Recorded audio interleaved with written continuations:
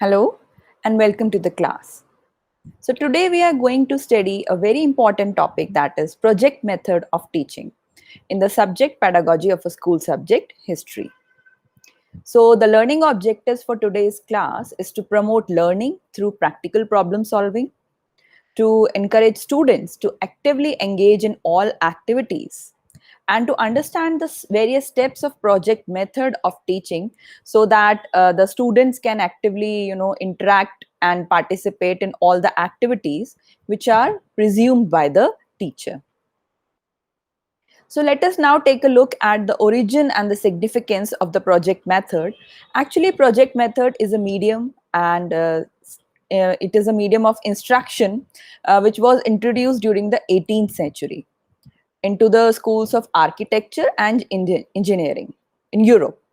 So at that time, the graduating students were asked to apply the skills and knowledge they had learned in the course of their studies to problems they had to solve regarding their trade, for example, designing a monument, building, or any kind of model of steam engine, something like that. So it is based on the philosophy of pragmatism. So it is a natural, wholehearted problem solving and purposeful activity carried to completion in a social environment. It is the practical outcome of the pragmatic educational philosophy of John Dewey, a well known American philosopher and educationist. It was developed and perfected by William Kilpatrick of the University of Columbia. So it was founded by John Dewey, and in the early 20th century, W.H. Kilpatrick expanded the project method into a philosophy of education. So his device is actually child centered or student centered, and it is based on progressive education. And both approaches are used by the teachers worldwide to this day also. And unlike traditional education, proponents of the project method attempt to allow the student to solve problems with as little direction given by the teachers. So the teacher is seen more as a facilitator than a deliverer of knowledge and information. So it was a revolt against the traditional, bookish, and passive environment of the school, wherein children, as obedient masses, are carefully drilled and spoon fed with unrelated and disconnected facts in watertight compartments and pigeonhole like timetables. It was a revolt against this kind of traditional process which was going on in the schools. So let us now take a look at a few of the definitions of the project. For example, Ballard has said a project is a bit of real that has been imported into the school. As we know that there is an artificial environment in a school, the students follow whatever is being taught in the class or whatever is being taught by the teacher. So a project means bringing a real life into the student's life, so importing of the a bit of real into the school. Burton has said the problem is a project which results are the doing.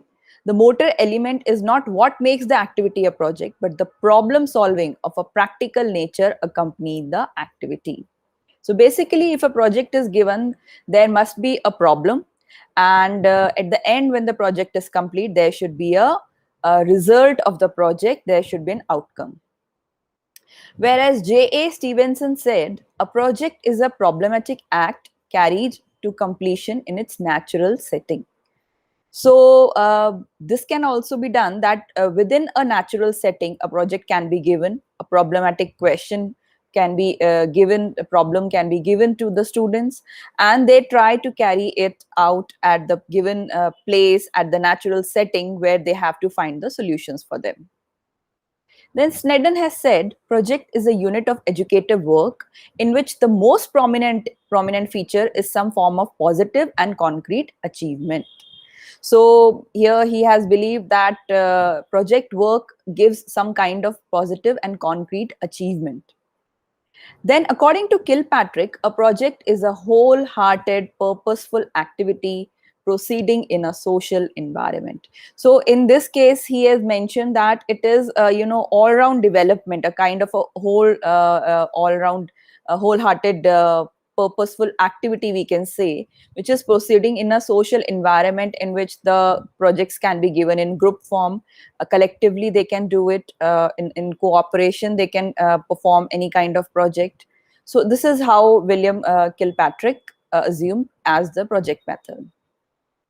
So these are the three basic characteristics of a project. That is the problematic act. There must be a problem, and purposeful activity. So it should not be only mere for the work of entertainment, but it should have some project, some purpose behind that whenever a project is given. And it is a wholehearted activity. All the sense organs, all head, hand, uh, or everything is going to be included in this. Heart is going to be included in this activity. So it is a wholehearted activity done with full enthusiasm and efforts. So we can say that, in other words, a project is an educational method where students working individually or in small groups analyze and develop real life problem, or tackle a present day theme within a preset time limit which has been provided by the teacher, working independently and with the division of tasks which are clearly defined. So from these definitions, we can, the definitions we went through, we can observe that a project is a task or an activity. It has some purpose. So on the basis of that, we have chalked out the characteristics also. And it is conducted in social and natural condition. So basically, it tries to achieve all the objectives, educational objectives, like the cognitive and the affective part also. And the main focus is to socialize a child and to develop the ability of problem solving. So we have seen that that activity is done in a natural setting. And then talking about the other characteristics, we can see that it is done in a social environment. It is a bit of real life introduced in school. Uh, it is of practical nature because you cannot just copy and paste, and you have to just find out more evidence behind the problem, find out more about the sources, and then you will provide a answer or the result to it. So it is a positive and concrete achievement. So after doing so much of effort, when the student will receive a kind of a result, that will be positive. It is an activity through which solutions of various problems are found out. So there are certain principles which are followed while carrying out, we can say, the project method technique, and that is, one should follow the principles also. First is the principle of purpose. So the knowledge of purpose is a great stimulus, and it motivates a child to realize his goal. So the child must have an idea, why is he doing certain things? So the purpose motivates learning. Interest cannot be aroused by aimless and meaningless activities. So there should be a purpose behind everything, behind every kind of project which is being given to the students. Then the principle of activity. So children are active by nature. We know that they love activity. The instincts of curiosity, construction, and making them sitting in the groups make them active by nature and learn things by doing. The physical as well as mental activities are to be provided to them. So we are going to achieve both the objectives here, the psychomotor objective and the affective objective. Then the principle of experience need to be followed. That is, we know that experience is the best teacher, and what is real, it should be observed and experienced. So the children learn new facts and information through experience. So this is possible by this kind of activity. The principle of social experience. The child is a social being, and we have to prepare him for social life. So training for a corporate life must be given to him in his childhood. In the project method, the child works in groups. The project method is a method of educating the child, and therefore it must also be real. So if we want to give them the social experience, how they will survive in their social life or how they will survive in society, so real life situations should be presented in the life of the school. Then the principle of freedom, this is very much necessary if we want a good innovative results or the creativity to be uh, developed among the students. So desire for an activity must be spontaneous and not forced by the teacher. The child should be free from any kind of imposition, restrictions, or any obstructions, so that he is able to express himself freely in his own way. So this is very important if we want them to work in a creative manner, so they have to be left free for doing things. The principle of reality. Human life is itself a big project. Since education is a preparation for life, we must create real life situations in the school. In project method, the pupils are provided with opportunities to exercise their powers in real life situations. Hence, they feel genuinely interested in such activities. So, this is also important that they should feel that this is interesting and they are doing a real work. So, they should genuinely feel they are doing such kind of activity. Then there is the principle of utility. So this is also again important, because if it is not utilized properly, then it will be wasted for the students. So the knowledge gained through activity must be useful and practical. Experiences obtained through projects ensure utility because they are carried out under natural conditions. So, as the method gives useful training and full satisfaction to pupils, they feel that their efforts have not gone wasted because their activity must end in something concrete which is useful from educational point of view. Now we will discuss the steps which need to be taken while carrying out the project method, and these steps are carried out by both the cooperation of the teacher and the student. So first of all, the first step is providing a situation. So a project should not be forced upon pupils. So it should be discussed with the pupil first, and the situation should be created. So provide such a situation where the pupils feel spontaneous. The teacher should provide a situation according to the interest and aptitude of the pupils, which may give them spontaneous urge to carry it out. So the teacher has to discover the interest, needs, tastes, and aptitudes of children. He may draw the pupils' attention to the project in mind through informal conversation, or we can, do any kind of different topics, discussions with pictures of buildings or cities, or by telling stories, or taking out children on excursions and educational tours and trips. So this is how we need to, provide a situation before the students. Then after that, the next step come is choosing a project. So only such a project should be selected as may satisfy some real need of the pupils and is for the good of all of them. They must feel that the project is their own. In the words of Dr. Kilpatrick, if we say, the part of the pupils and the part of the teacher in most of school work depends largely on who does the purposing. It is particularly the whole thing. So the project must be chosen according to the capacities of pupils and the expenses. Yes, we need to take care of that also, which are involved. So the pupils should themselves choose the project, and if they choose it on their own, so that will be their self choice, and it will lead to a better result, and it gives them self satisfaction. So if they discuss about the various projects, reject some projects, then explain others, and thus comes to a decision. So this will be, there will be a self satisfaction for them. The teacher should see that the project chosen are of great utility, and satisfy the purpose for which the project is being given. So in this case, we can say that successfully the students will be able to carry out purposefully. Then comes the step of planning.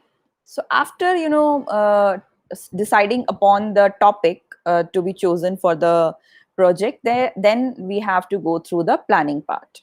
So after a good deal of discussion, Planning is to be done by the pupils under the guidance of the teacher, who offer suggestions wherever needed.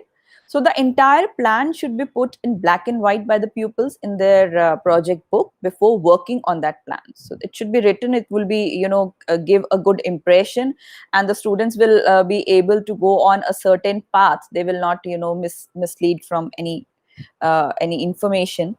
So the teachers are there to guide them, and discussions must be held for so that each student can give their suggestions if there is any kind of group work to be taken care of, and express their views and suggestions. And the teachers can, may point out the difficulties which are involved in carrying out such a project. Resources and limitations need to be taken care of. And after such discussion, the detailed plan may be written up by the students in their project book. Then comes the executing part, or the carrying out the project part. So now the teacher should encourage the pupils to put it into practice. So they have chosen a problem, they have planned it, but now how to execute it? So when the plan is ready, pupils are need to carry out the project now. So he should ask, teacher should ask the pupils to assign duties and distribute work among themselves according to their individual interest and capacity. So each child must be given some work to do for the successful completion of the project. They should be asked to work in cooperation with one another till the project is complete. So every student must be asked to give some kind of contribution. So this is not only a work of few students, all students of a group should be included in it. And the evaluation should be such that the teacher must know that what kind of work has been contributed by what student. So they are busy in collecting information. They visit various places, and they look up maps. They write, they observe the library books, refer to the library books, observe the specimens, study history, keep the accounts, the events of keep the accounts, events which has happened actually, calculate everything, inquires everything, measure the length. And the teacher must be there to guide them so that they are going into the right path. Then the next step is judging or evaluating.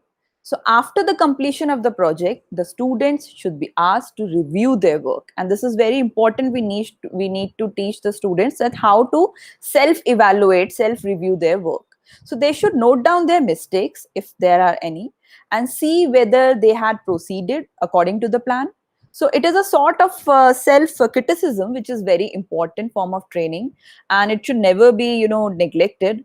So no project is complete until the work which has been done is evaluated.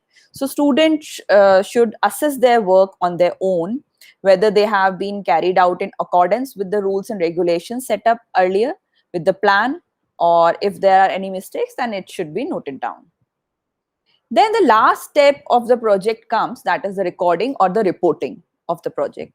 So the pupils here should maintain a project book to put down a complete record of all the activities connected with the project.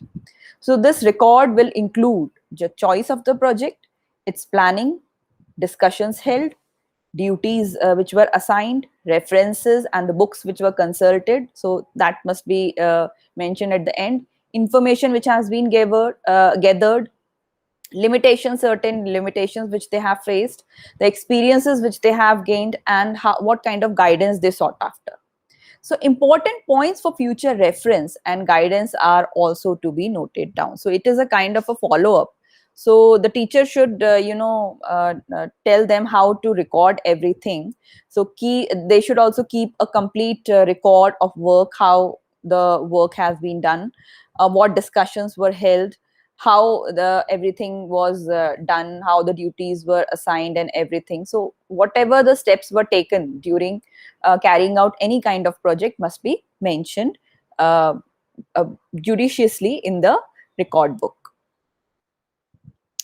Now we will discuss the characteristics of a successful project. Obviously, when we are working so much efficiently on a project, we are putting in so much of efforts in a project, so it should be a successful one. And there are certain characteristics which we can take help from, like usefulness. So it must be individually and socially valuable and must have a practical aim. So in this way, we can say that our project will be successful. It will be useful. Maximum activities should be included. So it should provide activities of various types which are suitable to pupil who are undertaking the project. So it should be able to draw the best out of them. Then the availability of resources. The material connected with the project should be readily available in or in the neighborhood of the school. The pupils should be able to handle it without difficulty. Economy. The project should give the best of results in the shortest possible time and with the least possible expense. So this is how a teacher could guide that how a project could be less expensive in the terms of money and time also. So it should not be expensive. Then it should be the best experience. The project must fulfill some educational purpose, as it is based on the utility principle. So it should give some educational purpose also. So it should provide experiences of a very high standard, including the social experiences, the real experiences. These are a few examples of projects in history which can be carried out by the students. So there are unlimited number of projects which can be given to the students, as a history can be better understood by field trips. So this is very important, through making cardboards or any kind of monuments, by carving out the features of the monuments, the architecture features, or any clay or wood models of various objects. Or the students can also be asked to write a play based upon any kind of event or any period of history. Then they can prepare scripts for the radio programs if they have to broadcast on radio. What kind of script will be there in history subject? Writing a song or a poem which is inspired by a historical event. Dramatization events could also be written or displayed by the students, so it will also be a project work. Making displays for the bulletin board, decorating the bulletin board. This is also one of the part which as a project can be given to the students. So celebration of certain era of celebration of certain, like we have been celebrating this whole year as the celebration of Mahatma Gandhi, in the 100th celebration, 150th in memory of Mahatma Gandhi. So we can ask them to display some kind of items on the display boards, on the bulletin boards.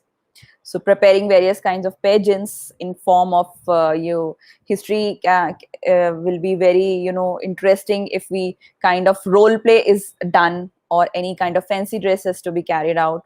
So arranging of community surveys and starting a collection of old coins, stamps, specimens, and other such things. A scrapbook can also be prepared, and various items can be prepared for the school museum. So this is how we can create interest in history. So there are a number of ways in which we can give projects regarding the subject history.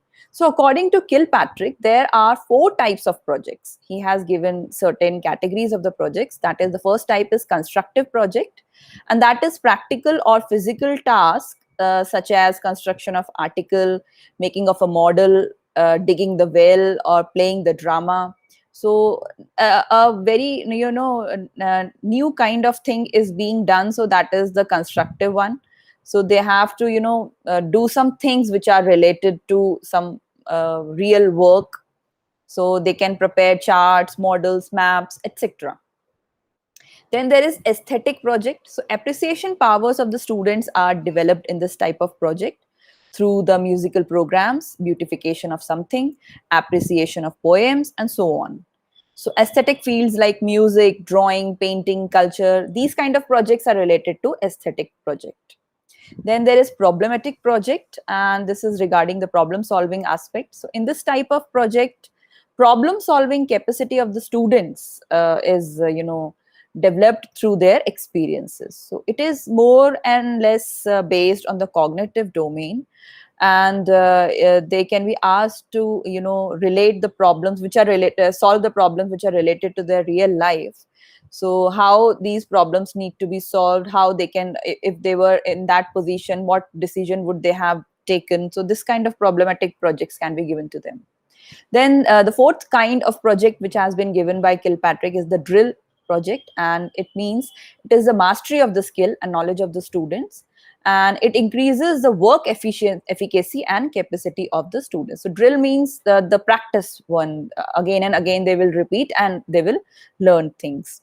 So this is how the four kind of projects have been divided by Kilpatrick. And yes, the projects can be given individually and in group work also. So when a team is working on a project, it is a group work. When an individual single person is doing a work, it is individual project. So there are many advantages of project method. The first one is it is based on the laws of learning. So the project method works in accordance with the psychological laws of learning, such as the law of readiness, the law of exercise, and the law of effect. So let us go through these laws. These are the law of readiness. It requires the child's mind to be ready for acquiring knowledge. The planning and selection of the project prepares the child's mind for the work he is about to do. And the law of exercise means it requires the child to practice what he has learned. So first he is ready, he's prepared, then he has to practice, and then the effect need to be seen. That is the law of effect. It requires that learning should be accompanied by happiness and satisfaction. So what effect it has done on the students when they have successfully carried out the project. Then learning by living. So project method is not only on learning by doing, but also on learning by living. So the actual doing of things gives effective knowledge. By actually doing and achieving things in the project, the child gets the pleasure and the satisfaction. So all this makes the study of history interesting and effective. Then the next advantage is economical, as the project is of the children's own choice and interest. So they take interest in completing it in speed. It gives best of results in the shortest possible time and with the least of wastage of energy and money. So this we have seen in while preparing any kind of topic or giving any kind of problem, we need to see that it should not be expensive. It trains for the democratic way of life, as the pupils work in cooperation with one another for a common purpose. They acquire foresight, power of judgment, independence of thought and action, initiative, responsibility, resourcefulness, tolerance, self-respect. These all are the democratic values. These useful social habits lead to real training in citizenship and a democratic way of life. Then there is dignity of labor. Project work includes all students if it is done in teamwork. So it upholds the dignity of labor, as pupils are required to do all types of work with their own hand, including some kinds of manual work. So they go through the primary resources directly and find out the data, various data which they need for their projects. Then the next advantage is correlation. So knowledge gained as a whole in its natural setting, and all the subjects are correlated. So there is no isolation of learning in watertight compartments. Then the education is according to real conditions of life.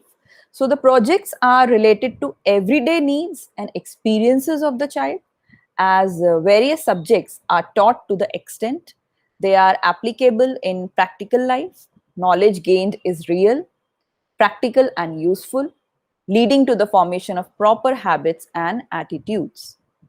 No cramming and memory work, because it is done by hands. It shows the dignity of labor. So learning is effective as it does not come as the finished thought product of the teacher.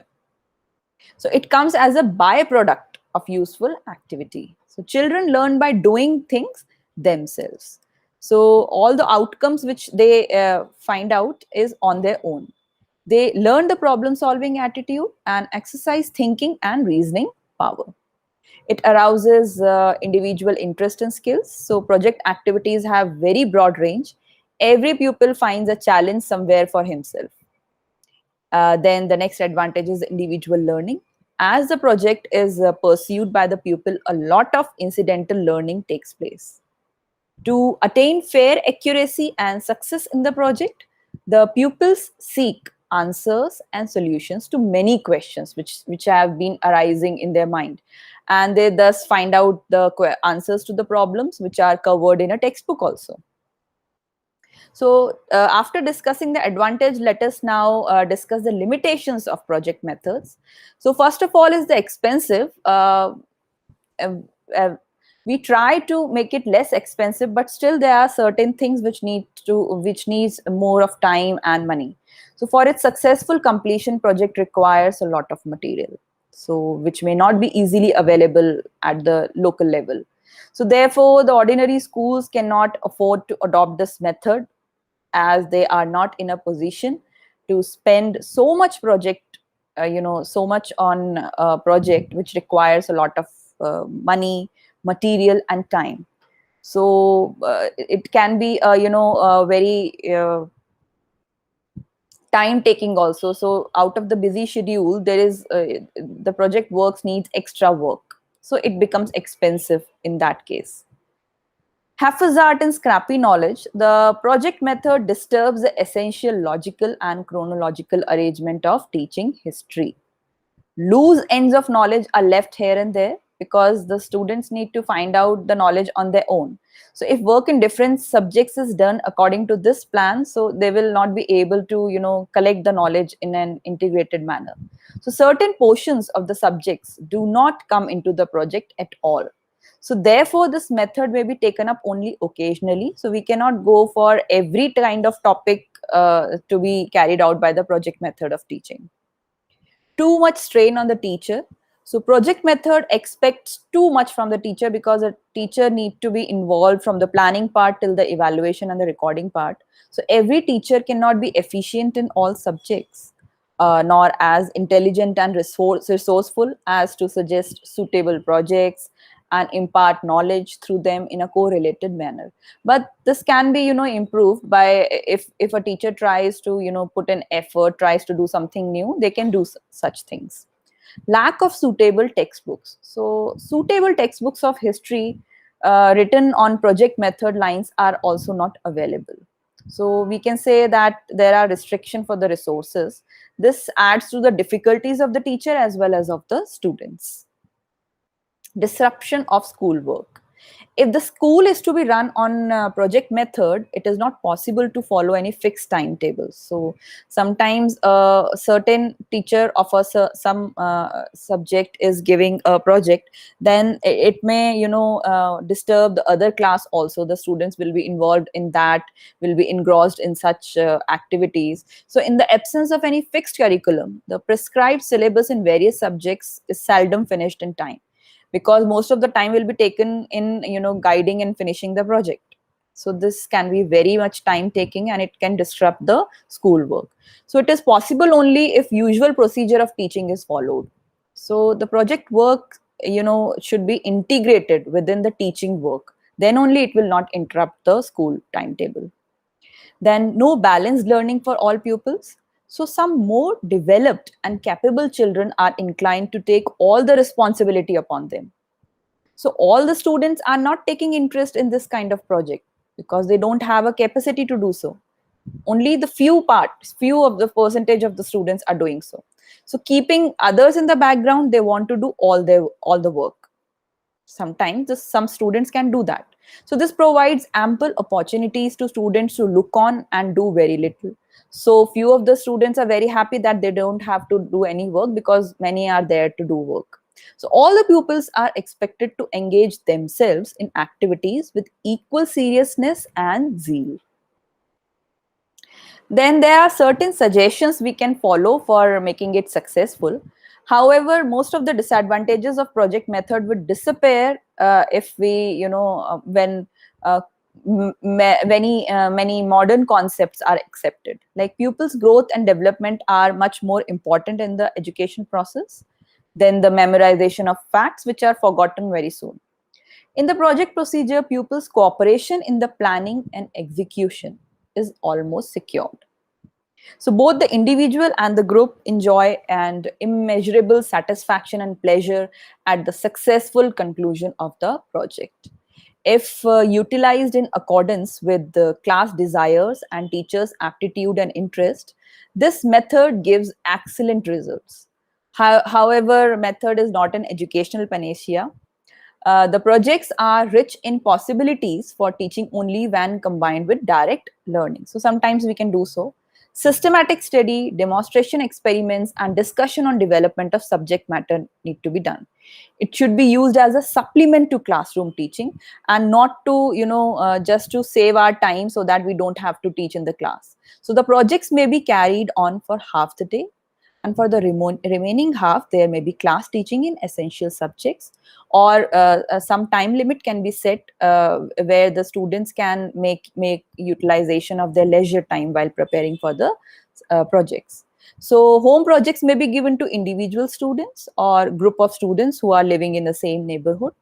The teacher may complete the first two steps and the last step in the class, so it will save time, and execution may be done at home. So much of work need to be done by the student herself or himself, so that the school curriculum, the timetable, or the teaching learning part is not interrupted. Now here comes, we will discuss about the role of the teacher. So we know that without the role of the teacher, and no teaching method can be successful. And in project method of teaching, the role of a teacher is that of a guide, friend, and philosopher. So the teacher is not a dictator or a commander, but a friend, guide, and a working partner. He encourages his students to work collectively and cooperatively. He also helps his students to avoid mistakes. He makes it a point that each member of the group contributed something to the completion of the project. This is very important, so that few students are not working and most of the students are engrossed in the work. If the students face failure during execution of some steps of the project, the teacher should not execute any portion of the project, but should suggest them some better methods of techniques that may be used by them next time for the success of the project. He should help the students in developing the character and personality by allowing them to accept the responsibilities and discharge them efficiently. He should provide democratic atmosphere in the class so that the pupils can express themselves fully without any fear of the teacher. So these are the roles which need to be, taken care of by the teacher. Teacher should be alert and active all the time to see that the project is running in the right direction. He should have a thorough knowledge of individual children so as to allot them work accordingly. He should have initiative, tact, and zest for learning. Teachers should always remain alert and active during execution step and see that the project goes to completion successfully. And during execution of the project, teachers should maintain a democratic atmosphere so that there should not be any prejudice or any kind of biasness. So teacher must be well read and well informed so that he can help the students to the successful completion of the project. So if these points are taken care of by the teacher, this is the most important part which you need to stress on, because the role of the teacher is very important if we want to carry out any kind of innovative or new methods, teaching methods in our class. Because we need to take care of everything. We have to guide the students, we have to provide them the resources, we have to bring them back to the line if they are diverting here and there. So this is very important. So you can go through various kinds of references. Here are the references given in which you can find out more about the project method. It involves the planning part, the developing a schedule of study, outcomes over a period of time. So it can be, the formation of groups and individually. So this is all depends on the vision of the teacher. They can, randomly choose a group. The careful choice of the projects is required. So otherwise, the success of the project will be in doubt. So this is how the project work can be carried out successfully. Now we will move on to our next part, that is the evaluation questions part. And the question number 1 is, a good project should be, the options are student centered and student directed, no chance for reflective thinking, no connection between academic skills and work skills based on artificial problems. So the correct answer is a good project should be student-centered and student-directed. As we have discussed that a project method is not a teacher-centered method, but it is a student-centered method. The next question is, which of the following is not the benefit of project-based instruction? And the options are, it develops critical thinking, it enhances the understanding levels of the students, it creates a feeling of self-esteem among students, no development of sensitivity towards changing societal needs. So the first three are the benefits of the project-based instruction, whereas the fourth one, no development of sensitivity towards changing societal needs, is not the benefit. Dash project means development of appreciation powers of the students. The options are problematic, aesthetic, constructive, and impressionistic. So here we can see that the aesthetic project. The answer is incorrect actually, but the correct answer is aesthetic project means development of appreciation powers of the students. The next question is, dash means important points for future reference and guidance are also to be noted down. Analyzing, recording, tabulation, or synthesizing. So the correct answer is recording, which means we need to note down whatever the steps have been taken in the project, whatever the planning was, and what the conclusion is. Then question number 6 is, after a good deal of discussion, dash is to be done by the pupils under the guidance of the teacher.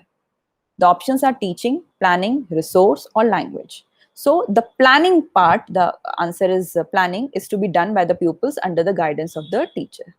Project method is the practical outcome of the pragmatic educational philosophy of dash, John Dewey, Williamson, David Harvey, or Ballard. So this we discussed that John Dewey was the first one on whose philosophy this method was developed, and later on it was modified by W.H. Kilpatrick. Next question is, according to Kilpatrick, the types of projects are, how many types of projects Kilpatrick have given? The options are 2, 3, 4, 5, and the correct answer is 4. Question number 9 is, which of the following is true about project method? The options are, it is impractical, it promotes the coordination of the physical and mental activities of the child, it does not give freedom to work to children, it is not psychological. And the answer is, it promotes the coordination of the physical and mental activities of the child. The last question is, which is not true about projects? The options are, it is a purposeful activity, it is proceeded in social environment, it is accomplished in real life, it is teacher-centered activity. So the correct answer is, it is a teacher-centered activity, which is not true about the project because it is a student-centered activity. So with this, we come to the end of the topic, and I hope you will go through all the references and the role of the teacher, which is very important to be learned. And with this, we end the class. Thank you very much.